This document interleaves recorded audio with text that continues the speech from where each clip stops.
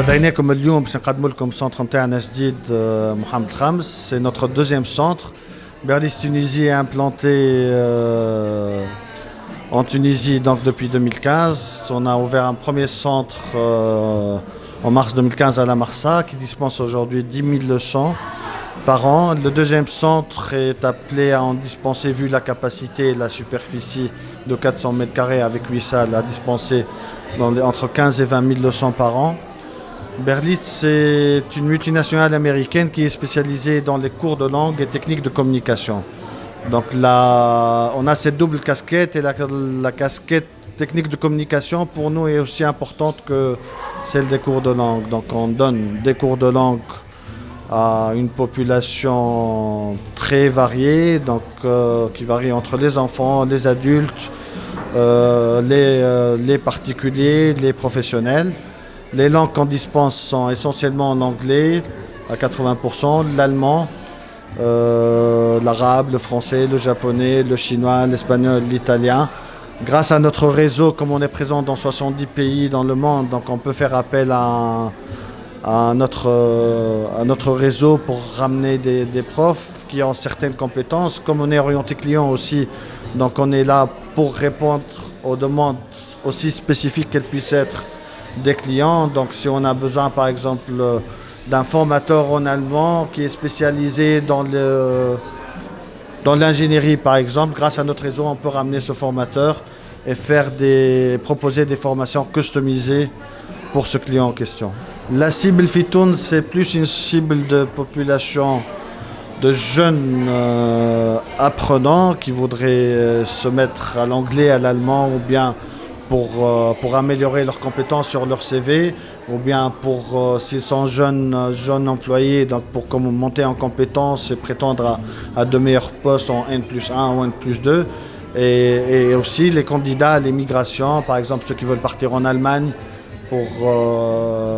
pour exercer leur métier, que ce soit des ingénieurs, des médecins, ou bien simplement des jeunes étudiants qui voudraient s'inscrire dans les universités allemandes. On est capable de les préparer à ces différents certificats qui sont demandés, tels que le DSH, le DAF. Pour l'anglais, on en prépare le IELTS, le TOEFL, le TOEIC. Pour le français aussi, on prépare aussi. La particularité qu'on a, c'est de notre méthode qui est basée sur la communication. Donc pendant les leçons, il n'y a que la langue cible qui est utilisée. Un instructeur qui est native, par exemple, pour enseigner l'allemand, c'est un Allemand qui va enseigner. Pour l'anglais, c'est un Américain. Et pendant la leçon, il n'y a que la langue cible qui est utilisée. Donc on n'a pas recours à une traduction. Et on n'a pas recours aussi, comme on est non académique, à des exercices sur livre. Tout passe par l'écoute à la répétition. Et tout ce qui est règle grammaticale est appris comme moyen de communication. Donc ça passe par l'écoute et la répétition. Si vous voulez, c'est comme une méthode intuitive d'apprentissage de la langue. C'est comme une langue maternelle en fait. Donc par exemple, moi c'est l'exemple que j'utilise toujours.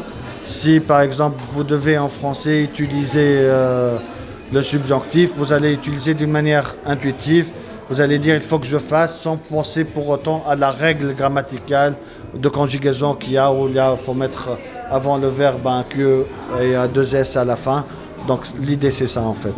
Et on est orienté client, orienté métier. Donc dans notre catalogue de formation, on a un panel de formation qui ratisse assez large, tous les secteurs et tous les métiers.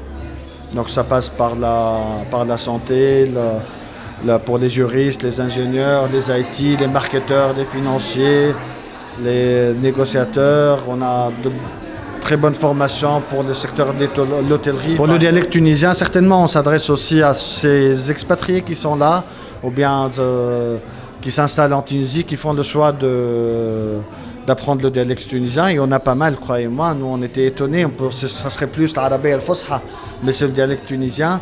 Et ce n'est même pas des gens qui sont en couple mixte, c'est des hommes ou des femmes qui sont mariés à des Tunisiens.